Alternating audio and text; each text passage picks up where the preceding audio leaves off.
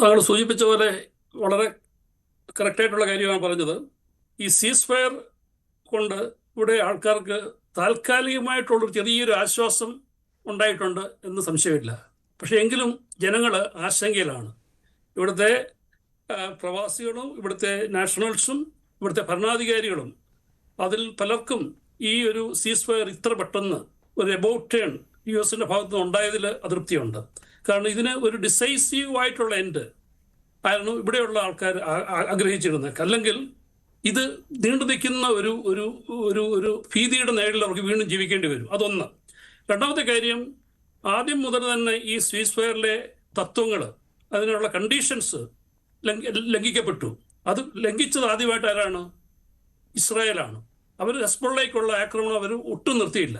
അപ്പൊ Hezbollah is also ഈ part of this ഈ സീസ് ഫയർ എഗ്രിമെന്റ് എന്നാണ് ഇറാൻ ആവശ്യപ്പെട്ടത്. കാരണം ഹെസ്ബുള്ളയെ ഞങ്ങൾ ഒരു കാലത്തും വിടത്തില്ല, അവർ ഞങ്ങളുടെ കൂടെയുണ്ട്, ഞങ്ങളുടെ പാർട്ടാണെന്ന് അവർ പ്രഖ്യാപിച്ചു കഴിഞ്ഞു. അപ്പോൾ ഹെസ്ബുള്ളയെ മാത്രം തിരിഞ്ഞിട്ട് അടിക്കാനായിട്ട് അവർ സമ്മതിക്കത്തില്ല എന്നുള്ള ഒരു കാര്യമുണ്ട്. അത് വ്യക്തമായിട്ട് ഇറാൻ പറഞ്ഞു കൊടുത്തു.